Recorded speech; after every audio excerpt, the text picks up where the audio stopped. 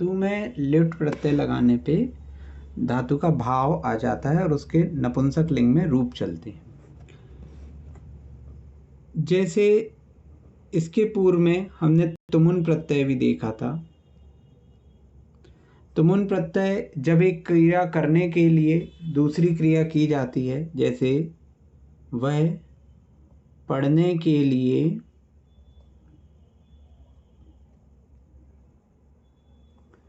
विद्यालय जाता है, तो इसको हमने देखा था सह पठितुम, पढ़ने के लिए तुमुन प्रत्यय लगा के हमने शब्द बनाया था पठितुम, मतलब बना बनाया शब्द हमारे पास था पठितुम। सह पठितुम विद्यालयम गच्छति।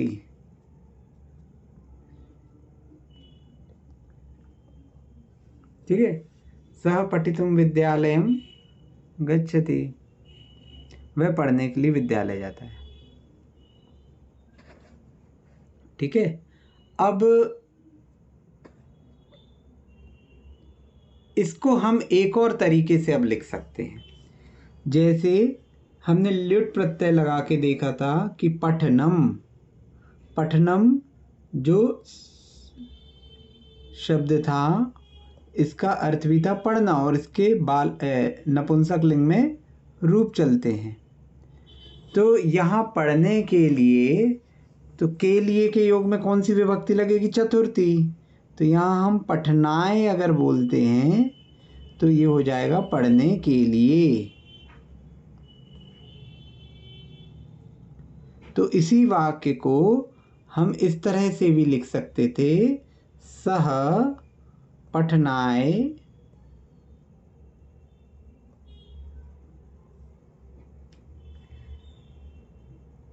विद्यालयम गच्छति, सह पठनाय विद्यालयम गच्छति।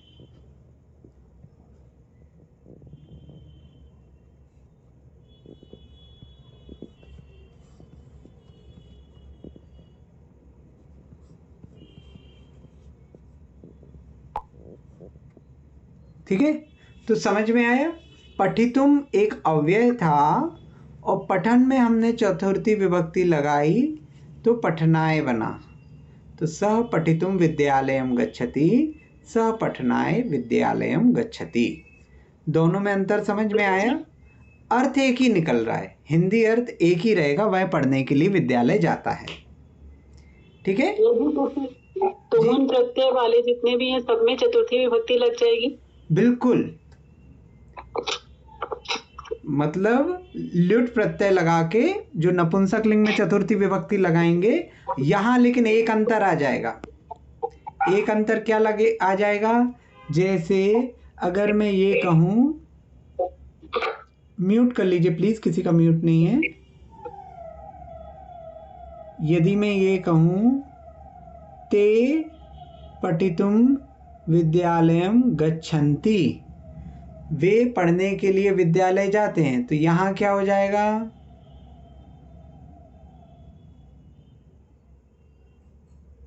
बहुवचन आ जाएगा चतुर्थी का है।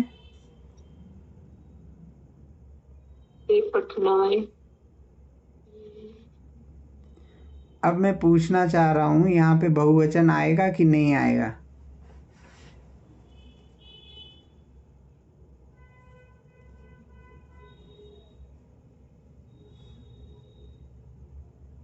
पठितुम तो अव्यय था, इसमें तो कोई डाउट ही नहीं है। ये पठनाय रहेगा या पठनेभ्य आएगा? क्या आएगा यहाँ?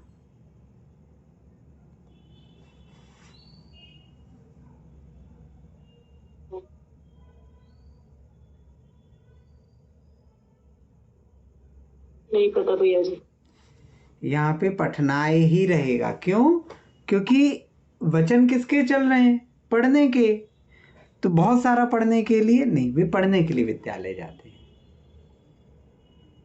ठीक है, तो पठनाय ही रहेगा, इसलिए इसमें कंफ्यूज नहीं होना है। ठीक, वैसे तो पट धातु है, तो यहाँ तो शब्द के रूप धातु में है, पट धातु में ही तो आपने ल्युट प्रत्यय लगा दिया, अब आपकी पट धातु नहीं है। वही शब्द बन गया। हाँ हाँ, ठीक है ना।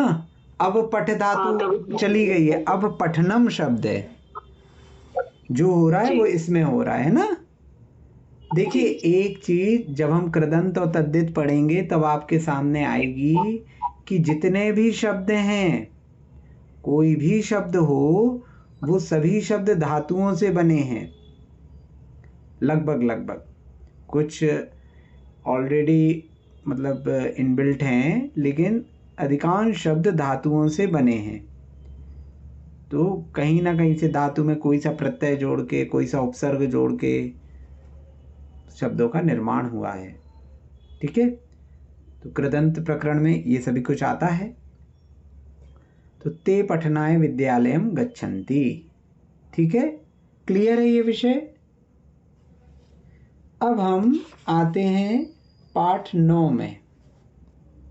ठीक है, अभी क्या है, जो आपके संस्कृत और हिंदी से संस्कृत और संस्कृत से हिंदी वाक्य पुस्तक में दिए हैं, वो अब वो पंडित जी ने ऐसा क्यों किया मुझे नहीं पता, लेकिन ये वाक्यों का जो मूल सिद्धांत है वो इस पुस्तक के अंत में दिया है। कर्मवाच, आपने एक्टिव वॉइस पैसिव वॉइस पढ़ा होगा, तो ये जो इसमें बहुत सारे वाक्य लिखे हैं वो पैसिव वॉइस में अर्थात कर्मवाच्य में लिखे हुए हैं।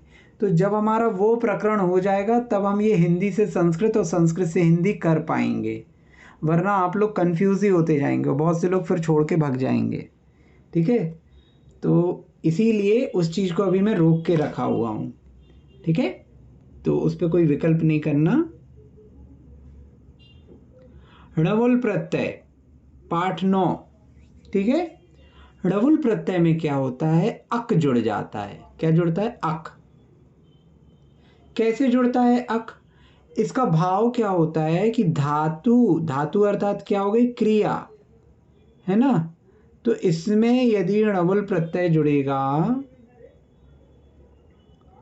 ठीक है, इसमें णवुल प्रत्यय जुड़ेगा अर्थात अक जुड़ेगा, तो अक के साथ और भी बहुत सारी चीजें जुड़ती है, तो आप एग्जैक्ट अक मत जोड़िएगा। तो क्या होता है, क्रिया को करने वाले का बोध होता है, क्रिया को करने वाला। कौन उस क्रिया को कर रहा है, जैसे आपकी पठ धातु थी, पठ में अक जोड़ा। ठीक है, तो इसके बहुत सारे नियम है, वो आप ऐसा मत करिए कि पठक कर दें उसे डायरेक्ट, नहीं। तो इसमें क्या होता है, वृद्धि आदि होती है, तो वो नियम अपन कृदंत में पढ़ेंगे। तो पाठक, पाठक यानी क्या, पठ यानी पढ़ना और पाठक यानी पढ़ने वाला। ठीक है, समझ में आया। अर्चक, अर्चना यानी पूजा, अर्चति पूजा, पूजा करना, क्रिया हो गई अर्चक। अर्चक पूजा करने वाला, मतलब क्रिया को करने वाला जो है वो यहां होगा। समझ रहे हैं, यहां पे कर्ता का बोध हो जाएगा, क्रिया का जो कर्ता है वो। ठीक है, आलोचक अध्यापक पढ़ाने वाला, अर्चक पूजा करने वाला। आप देखेंगे नवम पाठ में बहुत सारे ऐसे शब्द दिए हुए, आलोचक, तो आलोचना, आलोचक, आलोचक क्या हो गया, लोचक, लोचन से बना है, तो देखने वाला या गुण दोष की समीक्षा करने वाला। आशक, तो आशक अशन से बना है, अश धातु थी, तो खाने वाला। आह्वायक, आह्वाहन था, तो आह्वायक बुलाने वाला है। कारक, अब देखो बहुत अच्छा शब्द आ गया। अभी तक आप लोग कारक रचना पढ़ते थे, तो क्री आने होता है करना।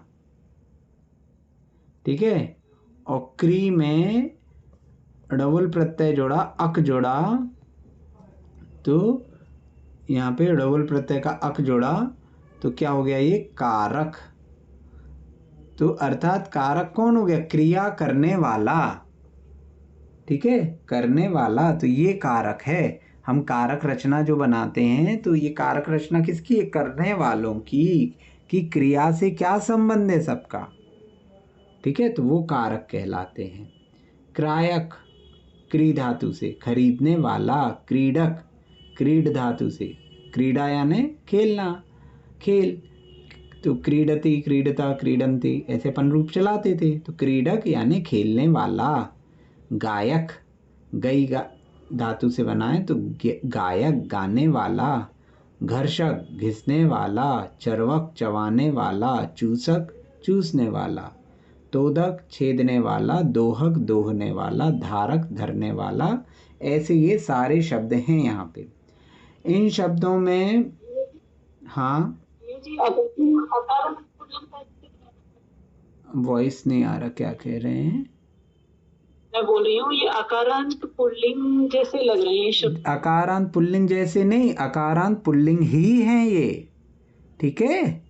ये सभी शब्द जो हैं अकारांत पुल्लिंग हैं। अब आपका प्रश्न हो सकता है कि भाई ये तो पुल्लिंग है, अगर कोई स्त्री है, ठीक है ना, तो फिर क्या होता है कि इसमें फिर आ जुड़ जाएगा और कहीं कहीं पे ई के साथ आ जुड़ेगा, जैसे पाठिका, नीचे नोट में लिखा हुआ है। अध्यापिका, धारिका, है ना, धाविका। तो इस प्रकार से ये चलेंगे। समझ में आया कि इनका अर्थ क्या है? क्लियर है?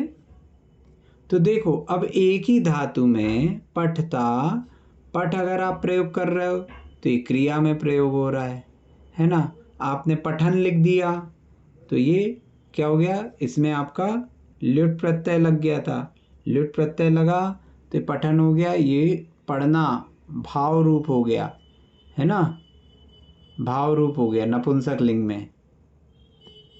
फिर पठितुम कह दिया, पठितुम कह दिया तो ये क्या हो गया? पढ़ने के लिए हो गया, ये अव्यय हो गया।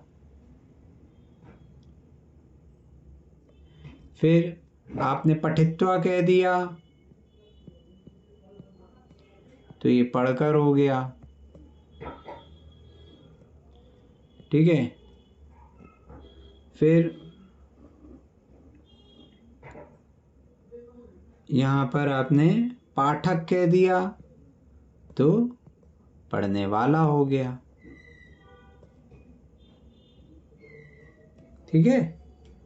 तो इस प्रकार ये सब चलता रहता है। सॉरी, पाठक पढ़ने वाला नहीं, पढ़ाने वाला।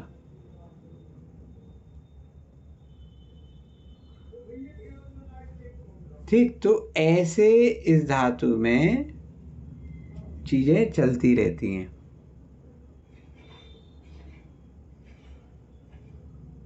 ठीक है, तो ये णमुल प्रत्यय जो हैं ये कर्ता का बोध करेंगे तो ये फिर इनके रूप चल जाएंगे। तो रूप जैसे अकारांत पुल्लिंग शब्द के रूप चलते हैं वैसे ही इनके रूप चलते रहेंगे, ठीक है। इसके पश्चात पेज नंबर 30 में कुछ अकारांत पुल्लिंग शब्द और दिए हैं, ठीक है।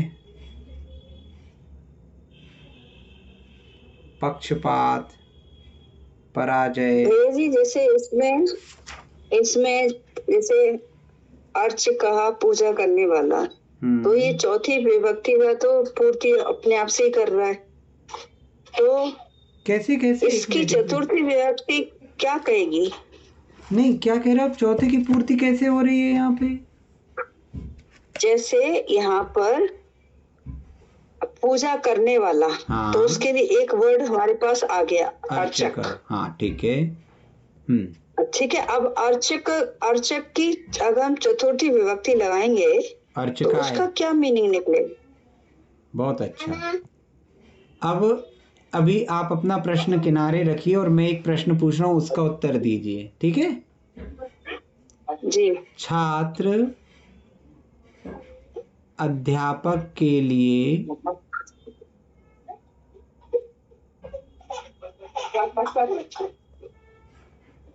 पुस्तक देता है। इसका क्या मीनिंग होगा? इसको संस्कृत में क्या कहेंगे? हाँ, यहाँ तो ठीक है, यहाँ तो चतुर्थी विभक्ति लगा देंगे, अध्यापक की चतुर्थी व्यक्ति और पढ़ाने वाला हो गया है, ठीक है ना? पर जैसे छात्र अर्चक था उसके हाँ, एक मिनट इसको पहले करो। अध्यापकाय क्या हो जाएगा? पुस्तकम यच्छति, पुस्तकम, है ना? भैया जी द्वितीय नहीं लगेगी? हाँ, अध्यापक के लिए लिखा है, लेकिन उसका भाव तो यही है, अध्यापक को पुस्तक देता है। ठीक है, मैं को लिख देता हूँ, को लिख दिया। अब क्या लगेगी? यही लगेगा। अब कौन सी विभक्ति लगेगी बताइए? प्रश्न अच्छा है आपका। अब मैं क्या लिखूं? अध्यापकम लिखूं कि अध्यापकाय लिखूं? देने के योग में भी चतुर्थी आ गई है ना? नियम क्रमांक 5 पेज नंबर 25 भाग 1, ठीक है? देने के योग में चतुर्थी विभक्ति आती तो अध्यापकाय ही रहेगा, ठीक है? हाँ, तो ये आपने चतुर्थी विभक्ति का प्रयोग किया। अब आप कह रहे अर्चक शब्द, ठीक है? ये वाला तो क्लियर है ना, इसमें कहीं कोई डाउट नहीं? नहीं। हाँ, अब अर्चक शब्द में आप क्या बोल रहे हो? बोलो।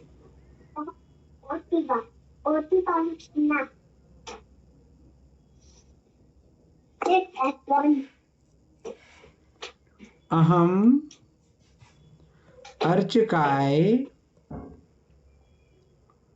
पुष्पम पुष्पाणि यच्छामि, या घृतम ले लेते हैं, थोड़ा सरल हो जाए। ये बहुवचन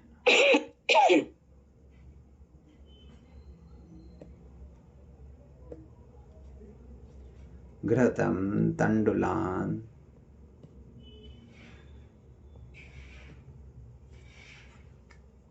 अब क्या है इसमें? इसका अर्थ क्या निकलेगा? मैं पूजा करने वाले के लिए, पूजा करने वाले को या पूजा करने वाले के लिए घी देता हूँ, चावल देता हूँ, है ना?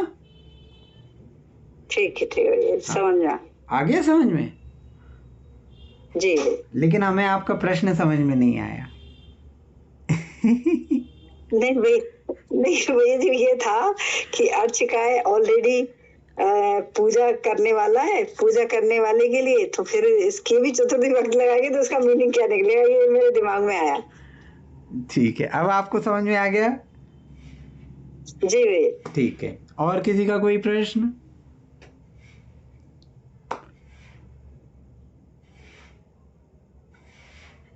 ठीक है, कोई प्रश्न नहीं? ठीक है, आगे चलें। ये इन शब्दों का प्रयोग तो आप अपने दैनिक जीवन में भी बहुत अधिक करते हैं, है ना? कई चीज़ों का प्रयोग आपका होता रहता है। ये पुस्तक मनमोहक है, यह पुष्प मनमोहक है, अर्थात मन मोहने वाला है, मोहक, ठीक है? रक्षक, रक्षा करने वाला, ठीक है?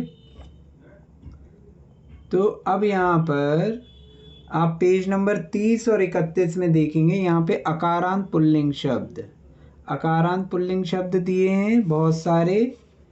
तो ये सामान्य से जो शब्द आपके प्रयोग होते हैं वो हैं, ये किसी प्रत्यय विशेष से नहीं मतलब प्रत्यय विशेष तो लगे हैं लेकिन सभी किसी प्रत्यय विशेष का वर्णन नहीं कर रहे। जैसे पक्षपात, पक्ष लेना, पराजय, हार, पराभव, तिरस्कार, परिचय, पहचान, परिपाक, नतीजा, परिहास, हंसी, परोपकार, उपकार, पश्चाताप, पछतावा। तो इन सब का प्रयोग हम शब्दों के रूप में कर सकते हैं और इनके सभी के रूप जो हैं वो अकारांत पुल्लिंग शब्द जैसे चलेंगे, अर्थात बालक जैसे इनके रूप चलेंगे, ठीक है? रूप, रस, स्पर्श आदि वाचक शब्द, अक्षरम, अक्षर, वर्ण, अम्लम यानी खट्टा, आर्द्रम यानी गीला, ये नपुंसक लिंग शब्द हैं। ठीक है, उष्णम यानी गर्म, कटुकम कड़वा, ये सभी नपुंसक लिंग वाले शब्द हैं। ठीक है, इसमें लेकिन कुछ नहीं है। गंधा, सुगंधा, ये पुल्लिंग शब्द हैं।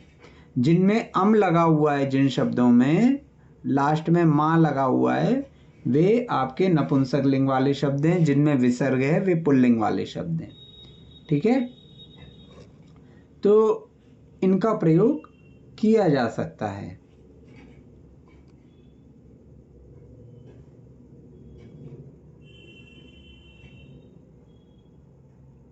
जो नपुंसक वाले हैं उनकी फिर कैसे चलेंगे सप्तपुरुष? उनके रूप चलेंगे पुष्प जैसे, पत्र जैसे, फल जैसे, है ना।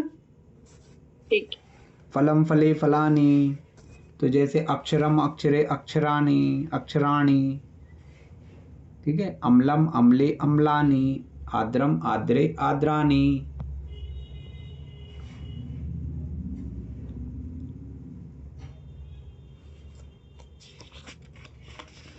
अब इसके पश्चात जो 10वां पाठ था, 10वें पाठ को हम पहले ही पढ़ चुके हैं।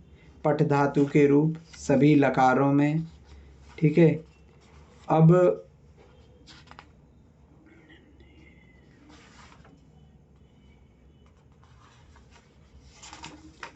इसके बाद आपके बहुत सारे रूप दिए हैं, धातु रूप, धातु रूप।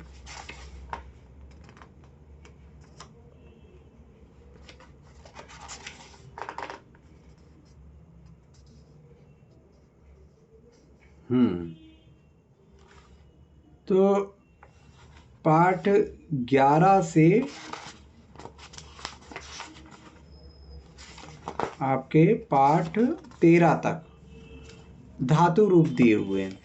तो ये धातु रूप के विषय में हम चर्चा करते हैं, उसके पहले हम कुछ चीज़ें यहाँ देख लें, क्योंकि समय भी उतना नहीं बचा है। हमने आप लोगों को डिक्शनरी देखना बताया था। अब उस डिक्शनरी में थोड़ा और देखें। ये जो ऐप था, ये ऐप आप लोगों के साथ देखा था। इस ऐप में आप नीचे देखेंगे तो नीचे लिखा है शब्दकोश, धातवः, प्रत्ययाः, शब्द रूपः और अष्टाध्यायी। तो शब्दकोश में तो यदि आप शब्दकोश को हाईलाइट करते हो तो यहाँ पे आप कोई भी शब्द डालेंगे तो उस शब्द संस्कृत का डालना पड़ेगा, उसका आपको हिंदी अर्थ मिल जाएगा। जैसे हमने डाला जरा, जरा डाला, तो अब ये संस्कृत हिंदी कोश, अमर कोश, शब्द कल्पद्रुम और वाचस्पत्यम, तो ये अलग अलग प्रकार के शब्दकोश हैं। मतलब संस्कृत के लिए बहुत सारी डिक्शनरीज हमारे पास उपलब्ध हैं। अमर कोश अपने आप में एक डिक्शनरी है। तो अमर कोश में इसका अर्थ क्या दिया है? तो अमर कोश में ऊपर लिखा है, आप देखेंगे स्त्री। स्त्री मतलब ये जो शब्द है जरा, ये स्त्रीलिंग का है। जरा, इसके समानार्थक शब्द क्या है? विस्रसा जरा। ठीक है, ये इसके समानार्थक शब्द है। संस्कृत हिंदी कोश, इसमें आपको मिल जाएगा, ये स्त्री आगे लिखा है, अर्थात मतलब ये स्त्रीलिंग शब्द है। क्या क्या इसके अर्थ हैं? बुढ़ापा, क्षीणता, निर्बलता, पाचन शक्ति और एक राक्षसी का नाम। ठीक है, तो इन दोनों का प्रयोग अभी आप कर सकते हैं, तो आपको शब्द अर्थ मिल जाएंगे। बाकी जो दो हैं उसका अर्थ, उसका प्रयोग बाद में बताएंगे। अब यदि आप यहाँ आते हैं शब्द रूप में, तो शब्द रूप में आप कोई भी शब्द डालेंगे। जैसे हमने डाला, कोई शब्द ले लें, फल डाला, फल डाला। अब फल डाला तो यहाँ पे आ रहा है अकारांत नपुंसक लिंग, अर्थात फल शब्द जो है वह नपुंसक लिंग का अकारांत शब्द है। तो इसके रूप कैसे चलेंगे? तो इस पर क्लिक किया तो इसके रूप मिल गए हमें, फलम फले फलानी, फलम फले फलानी, पूरे रूप मिल जाएंगे। ऐसे आप कई शब्दों के रूप देख सकते हैं। जैसे फाल्गुन है, अकारांत पुल्लिंग शब्द लिखा हुआ है, उसके रूप मिल गए। ठीक है ना। अन्य है, तो अन्य देखो, अन्य के तीनों में दो जगह मिल रहे हैं। अन्य तो अन्यतम, अन्यतर, तो ये अलग अलग प्रकार से इनके रूप मिल रहे हैं सभी शब्दों के।